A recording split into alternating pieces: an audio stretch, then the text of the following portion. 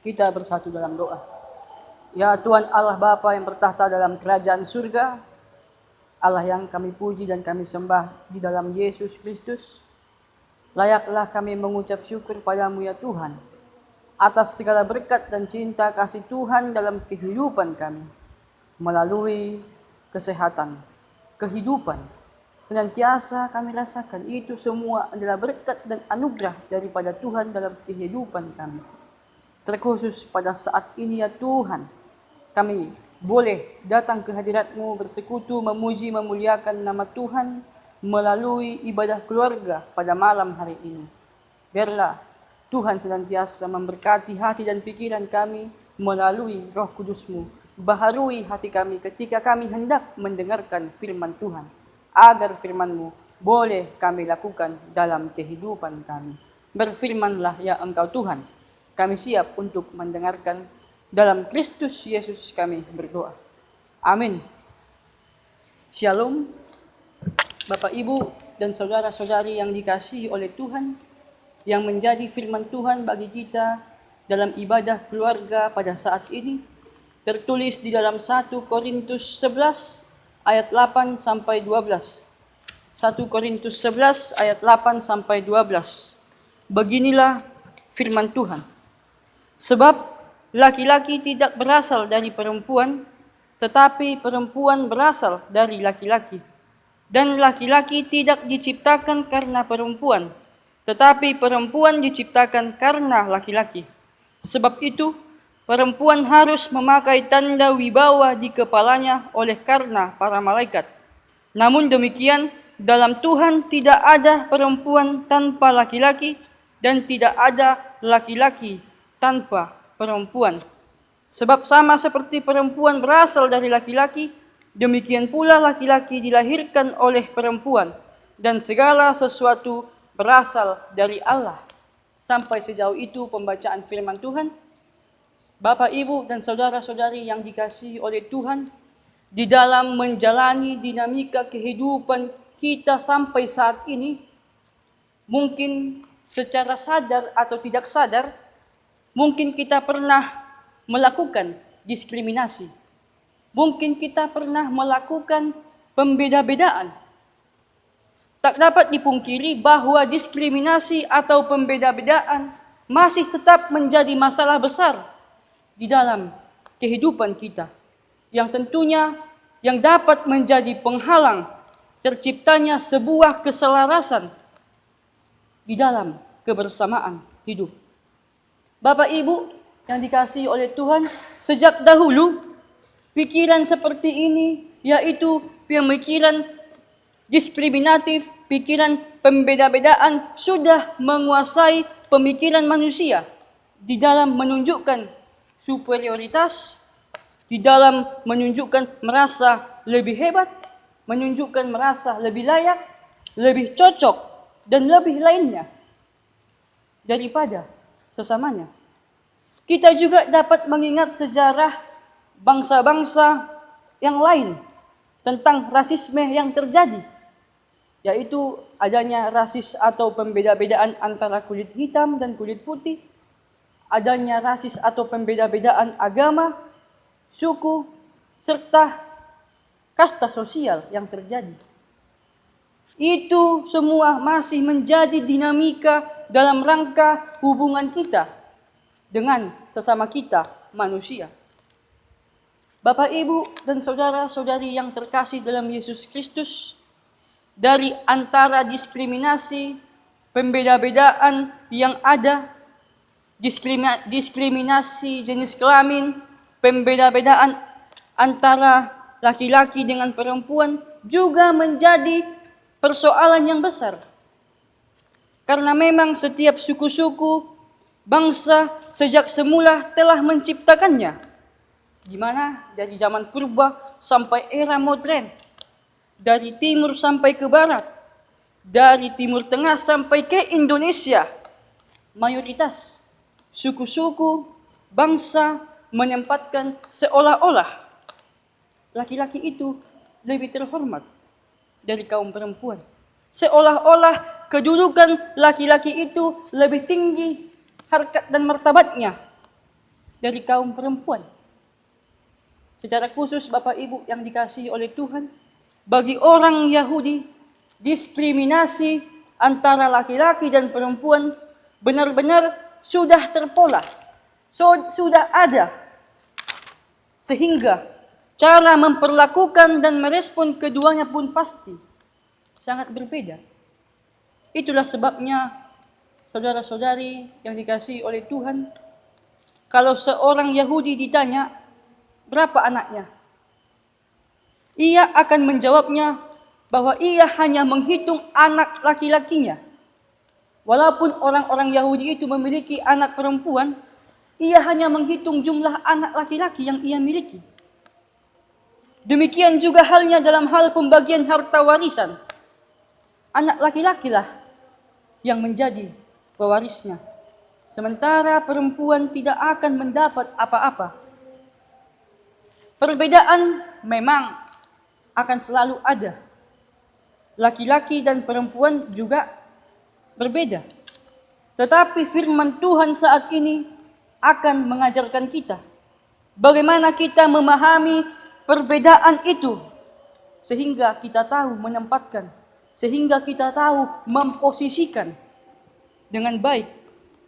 Dan demikian kita akan memberikan penghargaan dari sebuah perbedaan ini, baik laki-laki maupun perempuan, baik laki-laki kepada perempuan atau juga sebaliknya, perempuan kepada laki-laki.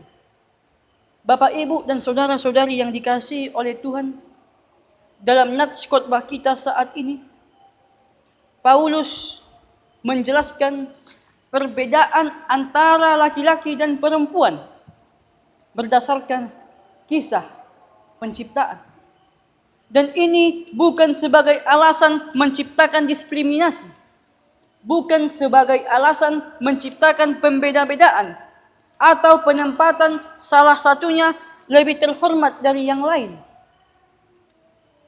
Kita boleh Bapak Ibu sejenak memperhatikan pada ayat 8, dalam 1 Korintus 11 ayat 8 dikatakan, sebab laki-laki tidak berasal dari perempuan, tetapi perempuan berasal dari laki-laki. Dalam konteks penciptaan, Tuhanlah yang berperan, bukan laki-laki maupun perempuan. Maka dalam peran penciptaan itulah kita memahami bahwa laki-laki tidak berasal dari apapun itu. Karena memang kita tahu bahwa Adam sejak semula sudah diciptakan oleh Tuhan melalui tanah, bukan dilahirkan dari seorang perempuan. Demikian juga halnya disebutkan, tetapi perempuan berasal dari laki-laki. Juga dalam konteks penciptaan, karena memang Hawa diciptakan dari tulang rusuk Adam. Tetapi kita pastikan perbedaan itu di dalam hal penciptaan, dan perbedaan itu adalah sebuah kebesaran dan karya Tuhan Allah. Bukan karena Adam dan juga bukan karena Hawa. Bapak Ibu yang dikasihi oleh Tuhan. Kemudian boleh kita lihat di ayat 9, Paulus mengatakan, dan laki-laki tidak diciptakan karena perempuan, tetapi perempuan diciptakan karena laki-laki. Pernyataan Paulus ini menunjukkan kepada perbedaan fungsi, adanya perbedaan peranan, yaitu kehadiran laki-laki, yaitu Adam, dan kehadiran perempuan sebagai Hawa. Bahwa Adam diciptakan bukan karena Hawa, melainkan karena Tuhan Allah. Bahwa Allah berencana menciptakannya untuk menjaga dan merawat serta memelihara bumi ini. Sebagaimana yang difirmankan Tuhan di dalam Kejadian 1 ayat 26, berfirmanlah Allah, baiklah kita menunjukkan manusia menurut gambar dan rupa kita, supaya mereka berkuasa atas ikan-ikan di laut, burung-burung di udara, dan atas ternak, dan atas seluruh bumi, dan atas segala binatang melata yang merayap di bumi. Kemudian yang juga dikatakan dalam nats kita, tetapi perempuan diciptakan karena laki-laki. Tetapi perempuan diciptakan karena laki-laki. Hawa diciptakan karena laki-laki, tetapi bukan oleh laki-laki. Bahwa Allah sendirilah yang berinisiatif menciptakan Hawa. Karena Tuhan Allah juga berfirman. Tuhan Allah mengatakan, tidak baik kalau manusia itu seorang diri saja. Bahwa aku akan menjadikan penolong baginya yang sepadan dengan dia. Maka Bapak Ibu yang dikasihi oleh Tuhan, dalam proses penciptaan ini, Tuhan membuatnya berbeda-beda. Tetapi hanya berbeda dalam hal peran dan fungsi mereka. Tetapi sejatinya, di dalam laki-laki dan perempuan tetap akan terpancar kemuliaan Tuhan Allah.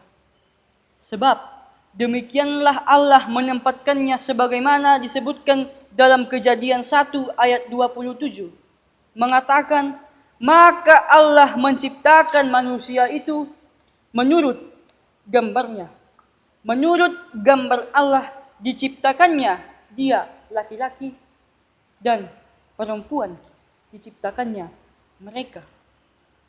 Di dalam laki-laki dan perempuan, Adam dan Hawa, umat manusia adalah imago Dei, yaitu segambar dengan Allah. Dan itulah yang harus dipancarkan di dalam kehidupannya dan di dalam kehidupan kita saat ini. Bapak, Ibu, dan saudara-saudari yang terkasih dalam Yesus Kristus, jikalau kita juga melihat dalam nats khotbah kita di ayat 10, kita memahaminya dari kehadiran seorang perempuan dalam konteks peribadahan. Bahwa di ayat 10 ini sebenarnya ialah dalam konteks peribadahan, di mana di ayat 10 dicatat dan dikatakan, sebab itu perempuan harus memakai tanda wibawa di kepalanya oleh karena para malaikat. Tanda wibawa di sini dalam artian adalah bahwa ia atau perempuan harus memakai kerudung. Di dalam konteks Yahudi, bahwa seorang perempuan itu harus memakai kerudung. Itulah yang menjadi tradisi orang-orang Yahudi pada saat itu. Sekali lagi, kerudung ini adalah dalam konteks Yahudi. Sebab memakai kerudung menjadi sebuah tanda wibawa, menjadi sebuah tanda kehormatan bagi perempuan orang-orang Yahudi. Yang dimana sebagai perempuan harus menutupi kepalanya, bahwa ia juga dapat bernubuat, ia juga memiliki sebuah wibawa di dalam beribadah. Lagi-lagi Bapak Ibu yang dikasihi oleh Tuhan, ini hanyalah persoalan fungsi yang harus dijalankan, bukan persoalan status. Lalu dalam pandangan posisi, semakin jelas dinyatakan Paulus dalam nats khotbah kita pada saat ini, bahwa laki-laki dan perempuan keduanya sama. Sebagaimana yang dikatakan dalam nats khotbah kita pada saat ini, yaitu dalam ayat 11. Namun demikian, dalam Tuhan tidak ada perempuan tanpa laki-laki dan tidak ada laki-laki tanpa perempuan. Serta juga di ayat 12 semakin ditegaskan, sebab sama seperti perempuan berasal dari laki-laki, demikian pula laki-laki dilahirkan oleh perempuan, dan segala sesuatu berasal dari Allah. Dalam pernyataan ini semakin jelas bahwa baik dalam status, baik dalam posisi laki-laki dan perempuan, bahwa karena kedua-duanya adalah berasal dari Allah, tentu memiliki harkat dan martabat yang sama. Bahwa laki-laki dan perempuan adalah berasal dari Allah, itulah yang menjadi dasar kita di dalam memahami kesetaraan, dasar kita di dalam memahami kesamaan di antara laki-laki dan perempuan. Bukan persoalan status, melainkan hanya masalah peran dan fungsi. Bukan masalah harkat dan martabat, melainkan hanya masalah peran dan fungsinya di dalam kehidupan ini. Bapak, Ibu, serta saudara-saudari yang terkasih, ketika kita percaya dan ketika kita memahami rencana Allah di dalam konteks penciptaan laki-laki dan perempuan, maka pasti kita akan dapat mengerti pasti bahwa siapapun kita, baik itu laki-laki, baik itu perempuan, kita mempunyai kedudukan yang sama. Karena Tuhan Allah lah yang menciptakan demikian. Seorang laki-laki akan menghargai dan menghormati perempuan sebagaimana dirinya sendiri. Dan juga sebaliknya, seorang perempuan akan menghormati laki-laki sebagaimana dirinya sendiri. Maka Bapak Ibu yang dikasihi Tuhan, penghargaan kepada siapapun tidak akan pernah dinilai berdasarkan perbedaan, melainkan hanyalah berdasarkan ketaatan kita kepada firman Tuhan. Firman Tuhanlah yang mengajarkan kita untuk melihat semuanya sama di hadapan Tuhan Allah. Firman Tuhanlah yang menentukan, yang mengajarkan kita melihat semuanya itu setara di hadapan Tuhan Allah. Maka kita adalah orang yang percaya kepada kebenaran firman Tuhan Allah. Sekali lagi, hanya berdasarkan kepada ketaatan firman Tuhan Allah lah, maka kita akan mampu melihat siapapun, melihat laki-laki dan perempuan, semuanya sama di hadapan Tuhan Allah. Tuhan menyertai kita. Amin. Kita bersatu di dalam doa. Terima kasih ya Tuhan Allah Bapa kami yang maha baik. Kami bersyukur ya Tuhan atas seluruh berkat Tuhan yang tak berkesudahan dalam kehidupan kami. Terkhusus pada malam hari ini ya Tuhan. Melalui ibadah keluarga pada saat ini, kami telah mendengarkan firman Tuhan. Biarlah firman Tuhan yang telah kami dengarkan boleh menjadi pelita dan terang di dalam kehidupan kami sehari-hari. Sehingga kami bukan hanya sebagai pendengar firman Tuhan saja, melainkan dapat menjadi pelaku-pelaku firman Tuhan. Ya Tuhan Allah Bapa kami, terima kasih ya Tuhan atas pemeliharaan hidupmu. Terkhusus ya Tuhan, kami bersyukur. Kami memohon kepadamu juga ya Tuhan, kepada jemaatmu GKPI Bukit Zaitun Balikpapan. Kiranya Tuhan senantiasa yang memberkati, menyertai, memelihara kehidupan jemaatmu ya Tuhan. Segala apa yang dilakukan di dalam kehidupannya sehari-hari, baik melalui pekerjaannya dan kegiatan-kegiatan lainnya, semuanya kami serahkan kepadamu ya Tuhan. Mampukan mereka untuk melakukannya seturut dengan kehendak Tuhan. Terima kasih Bapa di surga. Di atas segalanya, kami adalah manusia yang berdosa. Ampuni kami atas segala dosa-dosa kami, sehingga kami layak di hadapan-Mu. Dalam Kristus Yesus kami berdoa. Amin.